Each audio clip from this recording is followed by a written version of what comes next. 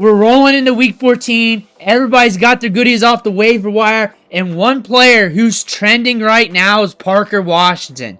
The top wide receiver right now in trends on sleepers, Parker Washington. A lot of people picked him up this week. A lot of people got questions about him, wondering what to do, wondering if this production's sustainable for the rest of the season. So we're going to do a deep dive on him right now, so you can make your decision on Parker Washington on what you want to do with him going forward. We're also going to strategize wide receivers on the waiver wire from a macro standpoint, so you have a process, a baseline to go off of next week, next year, whenever you're looking at wide receivers off the waiver wire. But before we dig in, you need to click that subscribe button right now, because we're going deep every day, doing deep dives on these players with the unique series. On top of that, we're going deep on the waiver wire, and we're using these videos to help you set your lineup with the must-start series. Click that button. Stop missing out. Ric Flair's watching. You do not want to disappoint Ric Flair. But Parker Washington hit last week, catching 6 balls for 103 yards and a touchdown. The weeks prior, you didn't get much. But we got 12 targets. The ball was flying against Houston. Parker Washington was the man. He was running a lot of routes. We're going to look at advanced analytics from this matchup. But Parker Washington is a player that you can play on the inside and outside. That's what the Jaguars are doing. A little bit in the slot, a little bit on the outside. Projected as a big, strong slot coming out for the NFL draft. But he's got some sticky hands. That is one thing noted from his draft profile. Strong at the catch point too. Like, you're not going to whip around him and get into his basket. He's going to bring that in. Trevor Lawrence is out for the season. Likely, more than likely. He's going to IR. He's out of the fantasy season for sure. It may be your championship game if you're playing like week 18 or something like that. More than likely out. We're not seeing him again till next year. Parker Washington's got the Mac Jones effect going on right now. That might be your answer, depending on how you feel after that statement, and allow that to go with your gut when you're seeing that.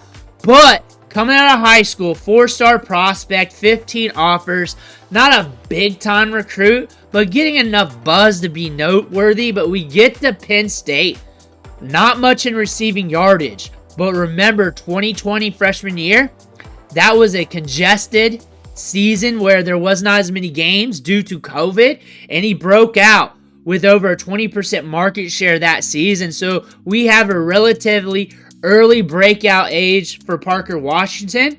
820 yards receiving the next year, and a low volume passing offense. That being said, though, it's not like we are overly dominant or anything like that. We are just good. We had a good ADOT in 2022 of 10.3, getting targets downfield, 9.1 in 2021 and 11.3 in 2020. Yards after the catch, 5.7 on his career, and averaged 1.91 yards per route ran on his career with 2.18 during his final season. So it is good. Nothing generational, top tier, anything when it comes to his numbers. They were good. They were okay. Good market share-wise. Nothing bombastic, though, when it comes to the counting stats. What I mean by counting stats is the pure numbers. 1,000 yards receiving, 1,500 yards receiving, 10 touchdowns in a season. The pure numbers, nothing bombastic. Market share-wise is ownership of yardage in the passing offense. Another way to look at these college prospects, since these guys play in vastly different systems all over the country. Parker Washington fell to the 6th round. A late-round pick, odds stacked against him of him hitting to be a long-term asset in fantasy football. And we're already starting to trend that way, but we're also showing the capability of being productive when on the field. We saw it last year for a game. We already saw it this year for a game. So he has the potential to be productive when on the field. Not 100% consistent, but he does have that potential. He's already shown it to us twice in 2 separate seasons, and we're seeing it right here.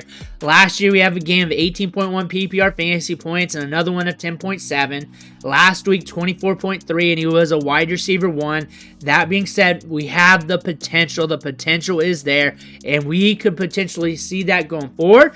However, we could definitely see what we've been seeing throughout the last year and a half going forward as well. Don't get it twisted on that. When you're looking at this offense, it's Brian Thomas Jr. getting the deep balls, a 20% market share of the targets. That's a very solid work rate right there, along with a 13.1 average depth of target. So he's getting deep balls. He's getting a good volume of targets. He's a guy you throw out there. There's some games that's going to twist your stomach with Brian Thomas Jr. because of the Jacksonville Jaguars. You're looking at Parker Washington right now. The target share of roughly 8%. That's on the season, though. That's not recent. And we've had some changes. Christian Kirk out. Gabe Davis with an injury. And you're looking at Parker Washington here. You're looking at the targets weekly here. And in the last 3 games, 6 targets, 3 targets, 12 targets. Target share last 3 games, 20%, 10.7%, 28.6%. And the routes ran in the last 3, 33, 20, and 41. So we're starting to ramp up the volume. The route participation in 2 of the last 3 games have been over 90%. We're being moved around. We're getting a lot of work in the slot and in the outside. The air yards aren't always grand, but we are getting pushed downfield, which is better than what we saw last year, mainly shorter targets. So that's going to give us some opportunity to splash in some matchups. Also gives us more opportunity to be volatile. Up and down if you do not know what that word means. Gauging from some of the comments I get on some of these unique videos. But again, if the volume of targets, like what we're seeing, is increasing on this small sample, you could be getting something from Parker Washington here. You are seeing him get more workload. It's coming up a little bit. And Gabe Davis is on the IR. So they can't just go to Brian Thomas Jr. with every single target. They can't do that with Evan Ingram every single target. Something's got to go to somebody else. The next man up is Parker Washington. And this is not a glorious offense to invest in, though. Like, you do not want the wide receiver 2 in this offense. So he's going to be highly volatile, but he will have some upside games here and there. He might have 1 or 2 left in him on the season. With this pace and workload, if it continues, which it should, with what we're looking at here and what we're seeing from last week. 12 targets for Parker Washington, 10 for Brian Thomas, and both of them running a lot of routes. It's Brian Thomas Jr. and Parker Washington doing all the work at the wide receiver position with Devin Duvernay sprinkled in. Everybody's getting a good ADOT. They're pushing these wide receivers downfield. That is glorious to see. Also, Devin Duvernay, when he's in, they're kicking Parker Washington to the outside. So we're getting some good targets downfield that way. And on top of that, we're getting work in the slot. So you're getting a lot of opportunity. He led the wide receivers in routes ran with 41. Parker Washington is getting good opportunity here from last week, from what we saw in the small sample. But Gabe Davis was out. We're on the IR. This is a recent snapshot here of the work rates with these wide receivers. It's Parker Washington, Brian Thomas Jr. Brian Thomas Jr. being the guy you mainly want because he's getting a better volume of targets. They're deep downfield, and he's got the speed to get you to the yards after the catch. Parker Washington is trending up when it comes to volume and is the second wide receiver you want in this offense. And this is an offense you're not stacking wide receivers on. So it's not like you must get him or you have to get him, but it is a guy to play the matchups with and not a guy that you're going to be looking at going forward, looking at these matchups, and you may not be putting him in your lineup. So when I look at my wide receivers, my flex plays, and I just look at these matchups here that we don't feel good about, the numbers are saying don't feel good about, and you're looking at that versus the wide receivers you already have. Can you stomach putting him in your lineup over those wide receivers when you're looking at him in matchups where you're playing against defenses that are slowing down wide receivers? Your best matchup is against the Colts, and your season might be done depending on your league. Your next one is against the Titans here. They're 28th allowing fantasy points to wide receivers. You got the Raiders, and you may be out of the playoffs by then. You got the Jets the week after, 2 weeks from now, on December 15th. And they're stifling wide receivers. They're in weird game scripts. They're always slow. They're always weird. Can you do that? It's not whether or not he blows up in these games. Because he could blow up. He could be the pick. He could blow up against the Jets and Titans in one game. One of those games against the Titans, he blows up against Jets or Raiders. And you're like, man, I should have picked him up. However, Can you start him over what you got, knowing these matchups?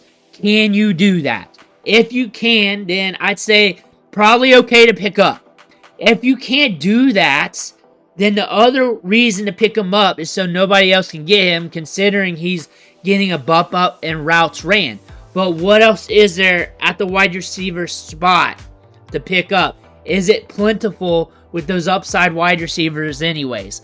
To the point where you're not shooting yourself in the foot right now looking at these wide receivers when you should be getting that lottery ticket running back. We just lost Christian McCaffrey. Everybody ran for Isaac Rondo. Everybody's talking about Izzy Abanikanda right now. If another running back goes down, everybody's going to be doing the same. And we have not seen many injuries at the running back position.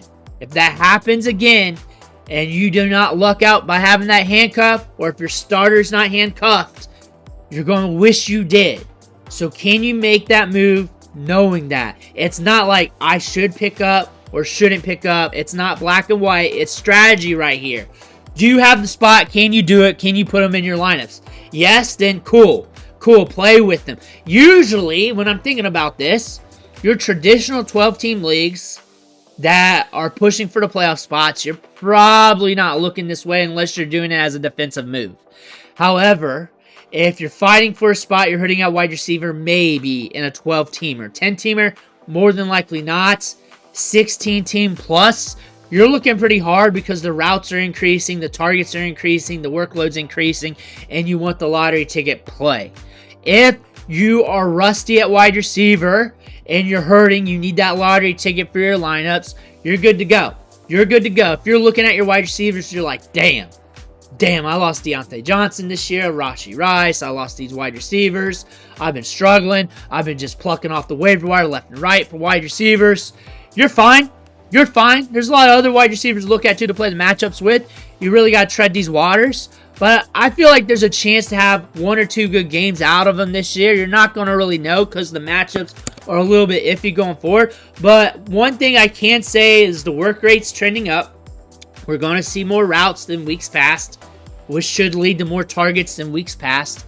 The quarterback plays volatile right now. The Jaguars are volatile right now. It's all real talk.